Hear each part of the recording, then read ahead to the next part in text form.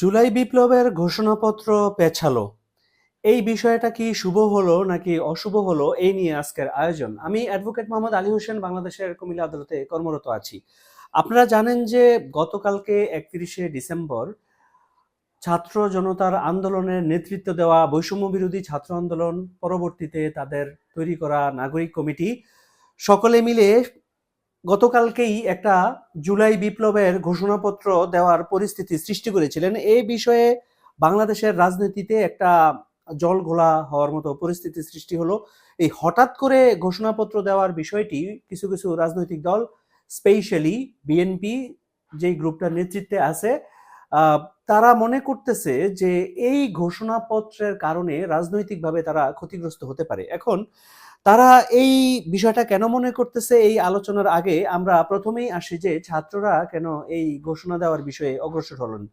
AB party কিন্তু এই বিষয়ে অনেক আগে থেকেই এই ঘোষণাপত্র যাতে দেওয়া হয় এই বিষয়ে কথা বলছিলেন সরকারের সাথে, বৈষম্য বিরোধী ছাত্র আন্দোলনের সাথে, আরো অন্যান্য স্টেক হোল্ডারদের সাথে। কিন্তু তখন সরকার বা এই বৈষম্য বিরোধী ছাত্র আন্দোলন বা নাগরিক কমিটি অন্যান্যরা কিন্তু এই বিষয়টা নিয়ে খুব একটা তড়িঘড়ি করেননি। কিন্তু গতকালকে যখন এই ঘোষণাপত্র দেওয়ার বিষয়টা উঠে আসলো, ছাত্র জনতা বা বৈষম্য বিরোধী ছাত্র আন্দোলনের নেতৃবৃন্দ যখন এই ঘোষণাপত্রটা উপস্থাপন করবেন শহীদ মিনারে, তখন এইরকম মনে হলো যে তারা যদি এরকম একটা প্রোক্লেমেশন দেয়, তাহলে এই বিষয়টা তাদের যে রাজনৈতিক দল তারা গঠন করতে যাচ্ছে, এটা কি তারা বিশেষ কোনো সুবিধা পাবে?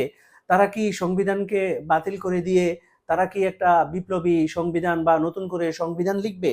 তাহলে অন্যান্য রাজনৈতিক দলগুলি কি আগামীর রাজনীতিতে তারা যেটা এক্সপেক্ট করতেছে যে 1-1.5 বছর পরে যে নির্বাচনটা হবে, এটা থেকে কি বাংলাদেশের মানুষ বঞ্চিত হবে বা রাজনৈতিক দলগুলি বঞ্চিত হবে? এই ধরনের নানা রকম হিসাব নিকাশ শুরু হয়ে গেল এবং রাজনৈতিক অঙ্গনে একটা তোলপাড় হলো। ছাত্র জনতা এটা দিতে চাচ্ছে এই কারণে যে আপনারা জানেন যে তারা যেই বিশেষ করে জুলাই আগস্টে যেই আন্দোলনটা করলেন, এখন এই আন্দোলনের করার কারণ কি, উদ্দেশ্য কি ছিল, এটার ফলাফল কি বা কি করা উচিত, তাদের আন্দোলনকে বৈধতা দেওয়া, এই নানা রকম ইস্যুগুলো কিন্তু তাদের কাছে ছিল। ফর এক্সাম্পল, ধরুন রামপুরায় টিভি সেন্টারে আগুন দেওয়া হলো বা এই ধরনের বিপ্লবী আরো অনেক কর্মকাণ্ড করা হয়েছে। এখন এই বিষয়টাকে আপনি কেমন করে দেখবেন? এটা কি আহ মানে আওয়ামী লীগ এই অপরাধটা করেছে, আপনি সেটা বলবেন? এটা কি ছাত্ররা এই অপরাধটা করেছে, আপনি সেটা বলবেন?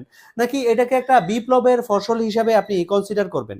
কারণ বিপ্লব করতে গেলে, বিপ্লব করলে কিন্তু কিছু কিছু বিষয় হয় যেটা আসলে আইনের দৃষ্টিতে সাময়িকভাবে অপরাধ মনে হইলেও বৃহত্তর পরিসরে এটাকে আসলে প্রয়োজনীয় মনে করা হয়। আপনারা যদি বাংলাদেশের 1971 সালের স্বাধীনতার ঘোষণাপত্র দেখেন, তাহলেও আপনারা দেখবেন যে এই বিষয়গুলো তুলে ধরা হয়েছে যে কেন বাংলাদেশ কি কি পরিস্থিতিতে স্বাধীন করা দরকার, কেন স্বাধীন করা হয়েছিল, কি পরিস্থিতি ছিল তখন, এই বিষয়গুলো কিন্তু বাংলাদেশের সংবিধানে রয়েছে, যেটা 1972 সালে ছিল। এখন ছাত্ররা মনে করতেছে তারা যে জুলাই আগস্টে আন্দোলন করেছে, যে বিপ্লব করেছে, এটারও একটা প্রোক্লেমেশন থাকা দরকার। কারণ এই প্রোক্লেমেশনে তাদের আশা, আকাঙ্ক্ষা, উদ্দেশ্য, ভবিষ্যতের যে রাষ্ট্রকল্প, সেগুলি বিনির্মাণে এই প্রোক্লেমেশন তাদেরকে সহযোগিতা করবে।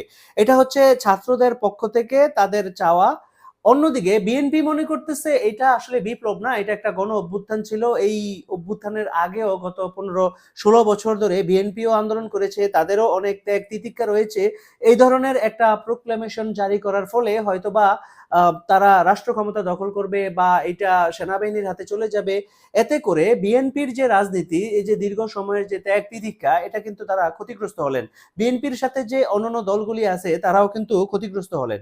তাহলে এই ধরনের সংবিধানকে বাতিল করে দেওয়া বা সংবিধানের আলোকে যেই সরকারটা ক্ষমতায় আসলেন, তারা মানে এই সংবিধানের আলোকেই ক্ষমতায় এসে তারা যদি আবার এটা বাতিল করে দেয়, তাহলে সাংবিধানিক শূন্যতা তৈরি হয় কিনা বা হতে পারে, বা এতে করে কিন্তু যে রাজনৈতিক পরিকাঠামো বা ভবিষ্যতের ইলেকশন, এই বিষয়গুলো আসলে সবকিছু ঘোলাটে হয়ে যাবে, বা বিষয়টা একটা নৈরাজ্য বা বিরাজনীতিকরণ বা একটা এমন একটা পরিবেশ পরিস্থিতি সৃষ্টি হবে যে একেবারেই একটা বিশৃঙ্খল অবস্থা। তাই বিএনপি মনে করে যে দ্রুত নির্বাচন দিয়ে এই ধরনের পরিবেশ পরিস্থিতি এড়াতে চাওয়াটাই মঙ্গল। তো এই কারণে বিএনপি সহ বিএনপির সাথে থাকা যে দলগুলো, অন্যদিকে বৈষম্য বিরোধী ছাত্র আন্দোলনের এই ঘোষণাপত্রের সাথে দেখা যাচ্ছে যে জাসদ, এবি পার্টি তারাও সমর্থন দিচ্ছে বা অন্যান্য কিছু দল। অন্যদিকে এই এই এই বিষয়টাকে মানে নিয়ে বাংলাদেশের মানুষের মধ্যে বা ছাত্র জনতা বলেন বা সাধারণ মানুষ বলেন, তাদের মধ্যেও একটা কৌতূহল ছিল যে বিষয়টা কোন দিকে যায়। তো আমরা গত পর্বে এই বিষয়টা নিয়ে আলোচনা করেছিলাম যে এই ধরনের একটা ঘোষণাপত্র যদি হুট করে ছাত্র জনতা দিয়ে দেয়, তাহলে কিন্তু অন্যান্য রাজনৈতিক দলগুলির সাথে আলাপ আলোচনা করে যেই বিষয়গুলো এই ঘোষণাপত্রে আনা দরকার, এই বিষয়গুলো কিন্তু এত অল্প সময় আনা যাবে না। তাহলে একটা মানে খুব ভালো পারফেক্ট একটা ঘোষণাপত্র তৈরি করার জন্য, যেহেতু অন্যান্য রাজনৈতিক দল বা অন্যান্য স্টেক হোল্ডাররাও এটার সাথে জড়িত ছিলেন, তাহলে আরো বেশি মানুষকে একত্রিত করে যদি এমন একটা ঘোষণাপত্র তৈরি করা যায়, যেই ঘোষণাপত্রটা টেকসই হবে, প্রয়োজনে সংবিধান সংস্কার করে এই ঘোষণাপত্রটা সংবিধানের মধ্যে ইনক্লুড করে আরো আরো যে পরিবর্তনগুলি সংবিধানে নিয়ে আসা দরকার সেইগুলি পরিবর্তন করে, আবার একই সাথে নির্বাচন বিষয়ে যে সংস্কারগুলি আছে এই সংস্কারগুলিও এগিয়ে নিয়ে গিয়ে একই সাথে ভোটার তালিকা পরিবর্তন সহ আরো অন্যান্য ইনস্টিটিউশনগুলি যে পরিবর্তন করা দরকার সেগুলি পরিবর্তন করে যদি সামগ্রিকভাবে এগিয়ে যাওয়া যায়, তাহলে প্রত্যেক দল মত এই মানুষগুলিকে যদি একত্রিত করা যায়, অবভিয়াসলি আমার এই কথার মধ্যে আওয়ামী লীগ এক্সক্লুডেড, তো এইটা করতে পারলে বাংলাদেশের যে সামগ্রিক রাজনীতি, সেই সামগ্রিক রাজনীতির মধ্যে একটা পজিটিভ একটা ইম্প্যাক্ট পড়বে, কারণ তখন সবাই একত্রে থাকবে। কিন্তু স্টুডেন্টরা যদি একা গতকালকে ঘোষণাপত্র দিয়ে দিতে, হয়তো এমন কিছু বিষয়ে ইনক্লুড করা যেতে পারতো যেই বিষয়গুলো ইনক্লুড করা হয়নি, তাহলে এই বিষয়টাকে এই নতুন সংবিধানে বা পুরনো সংবিধানের মধ্যে সংস্কার হিসেবে বা মডিফিকেশন হিসেবে যদি ইনক্লুড করা হয়, তাহলে আবার যদি অন্যান্য দলগুলো এই বিষয়টা নিয়ে আপত্তি করে, তাহলে পুরো ব্যাপারটাই প্রশ্নবিদ্ধ বা ভবিষ্যতে আবারও পরিবর্তন করার মতো একটা প্রয়োজনীয়তা দেখা দিত। এই বিষয়ে বিএনপি প্রধান উপদেষ্টার সাথে কথা বলেছেন, ছাত্র জনতা প্রধান উপদেষ্টার সাথে কথা বলেছেন, এই বৈষম্য বিরোধী ছাত্র আন্দোলন নাগরিক কমিটি বিএনপির সাথে কথা বলেছে। তো এই পর্যায়ে ব্যাপারটা যেই দিকে গেল, আমার মনে হয় এটা শুভ হয়েছে, অশুভ হয়নি।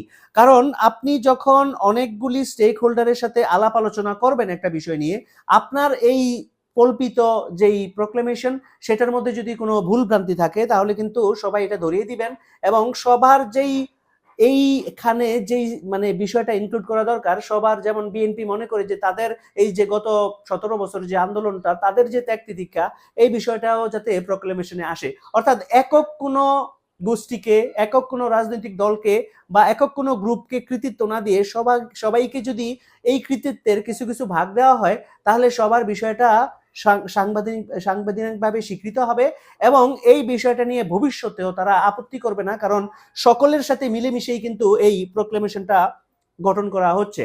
তো এই বিষয়টা আরো 15 জানুয়ারি এই প্রক্লেমেশনটা বৈষম্য বিরোধী ছাত্র আন্দোলন নিয়ে আসবে এবং তারা যখন এই প্রক্লেমেশনটা নিয়ে আসবে, মানে মানে তারা বলতে চাচ্ছে যে সরকার যদি 15 জানুয়ারির মধ্যে না আসে, তারা আলটিমেটাম দিচ্ছে যে তারা 15 জানুয়ারির মধ্যে নিয়ে আসবে। শুরুর দিকে কিন্তু সরকার বলতেছিল যে এই বৈষম্য বিরোধী ছাত্র আন্দোলনের এই ঘোষণাপত্রের সাথে তাদের কোনো সম্পর্ক নাই, কিন্তু আন্দোলন বা তারা বিভিন্ন গোষ্ঠীর চাপে পড়ে এখন আবার বলতেছে তারাই এটা প্রণয়ন করবে। তো কি প্রণয়ন করবে, কেমনে প্রণয়ন করবে, এই বিষয়টা যদি অবশ্যই ছাত্র জনতার সাথে সবগুলি দলের সাথে বসে তাদের কনসার্ন নিয়ে তাদেরকে দেখিয়ে শুনিয়ে যদি এটাকে তৈরি করা হয়, তখন আর এটা নিয়ে কোনো পক্ষই আপত্তি করবে না। তো সেই হিসেবে ছাত্রদের আলটিমেটাম মানে তারা আলাদা করেই এটা আবার তৈরি করা দরকার হবে না, কারণ তাদের আলটিমেটাম অনুসারে ওই সময়ের মধ্যে বা প্রয়োজন যদি হয় যে আরেকটু সময় বাড়িয়ে নেওয়া, এর মধ্যে যদি এটাকে তৈরি করা যায়, তাহলে বাংলাদেশের রাজনীতির জন্য, এটা ভবিষ্যৎ রাজনীতির জন্য, ভবিষ্যৎ দেশ পরিচালনার জন্য এটা শুভ হবে বলেই আমরা ধারণা করছি।